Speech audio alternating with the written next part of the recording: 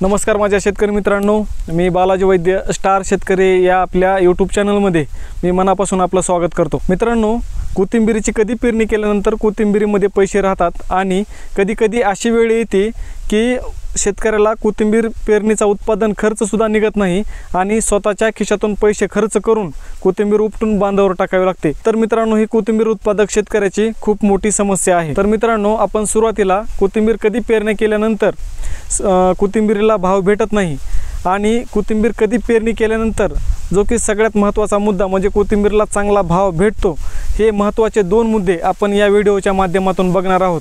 त्यामुळे मित्रांनो, video skip न करता पूर्ण बघा आणि तुम्ही जर आपल्या चॅनलवर नवीन जर असाल तर मात्र चॅनलला सबस्क्राईब करायला विसरू नका। मित्रांनो, तुम्ही जर कोथिंबीर पिकामध्ये जर नवीन असाल म्हणजे तुम्हाला कोथिंबीर पिकातला जर अनुभव जर नसेल तर यामध्ये पेरणी करत असताना एक सगळ्यात महत्त्वाचा मुद्दा लक्षात ठेवणं खूप महत्त्वाचं आहे, जे की खरीप पिकाची काढणी झाल्यानंतर म्हणजे खरीप पिकाची हार्वेस्टिंग झाल्यानंतर कोथिंबीरीची पेरणी खूप मोठ्या क्षेत्रावर केली जाते।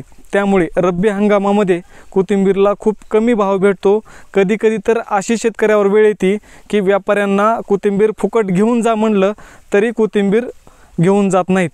त्यामुळे शेतकऱ्याला स्वतःच्या खिशातून पैसे खर्च करून रोजगारी लावून कोथिंबीर उपटून बांधावर टाकावी लागते। त्यामुळे मित्रांनो, तुम्ही जर रब्बी हंगामामध्ये कोथिंबीरीची पेरणी करणार असाल आणि तुमच्याकडे जर क्षेत्र जर जास्त असेल तर तुम्ही एकदाच कोथिंबीरीची पेरणी न करता 2 ते 3 टप्प्यामध्ये 10 ते 15 दिवसाच्या फरकानं कोथिंबीरीची पेरणी करावी, जेणेकरून एखाद्या प्लॉटमध्ये आपल्याला नुकसान झाले तर दुसऱ्या प्लॉटमध्ये नुकसान भरून निघण्याची शक्यता असते।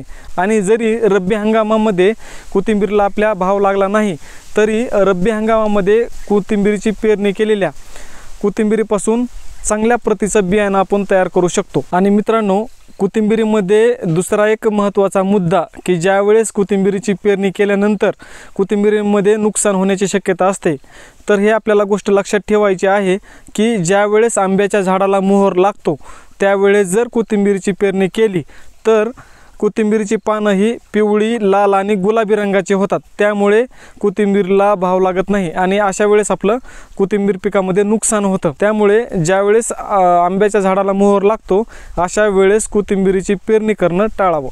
तर मित्रांनो, आतापर्यंत आपण कोथिंबीरीची केव्हा पेरणी केल्यानंतर कोथिंबीरला कमी भाव लागतो किंवा नुकसान होण्याची दाट शक्यता असते हे बघितलं। तर आता सगळ्यात महत्त्वाचा मुद्दा मित्रांनो आता आपण बघणार आहोत, जे की कोथिंबीरीची कधी पेरणी केल्यानंतर कोथिंबीरला चांगला भाव लागतो आणि चांगला फायदा होण्याची शक्यता असते हे आता आपण बघणार आहोत। मित्रांनो, उन्हाळ्यामध्ये ज्यावेळेस पाण्याची कमतरता असते अशा वेळेस कोथिंबीरीची पेरणी केल्यास आणि 15 मार्च ते 10 जूनपर्यंत या वेळेमध्ये कोथिंबीरीची पेरणी केल्यास आतापर्यंतच्या 3 ते 4 वर्षाच्या अनुभवानुसार या वेळेमध्ये कोथिंबीरला चांगला भाव मिळालेला आहे। थोडक्यात सांगायचं झालं तर 15 मार्च ते 10 जूनपर्यंत या वेळेमध्ये ज्या कोथिंबीरीची पेरणी झालेली आहे या कोथिंबीरला भाव हा 200 रुपये कॅरेट ते 1000 ते 1200 रुपये कॅरेटपर्यंत भेटलेला आहे। मार्केटच्या चढ उतारानुसार या कालावधीमध्ये भाव मिळत राहतो। पण मित्रांनो, या वेळेमध्ये नुकसान खूप कमी होण्याची शक्यता असते। त्यामुळे मित्रांनो, एकदम कमी कालावधीमध्ये म्हणजे 35 ते 45 दिवसामध्ये उन्हाळ्यामध्ये जास्त नफा मिळवून देणारं पीक हे कोथिंबीर आहे। तर मित्रांनो, मी आशा करतो की ही माहिती तुम्हाला नक्की आवडली असेल आणि तुम्ही व्हिडिओला लाईक करून शेअर सुद्धा केलेला असेल।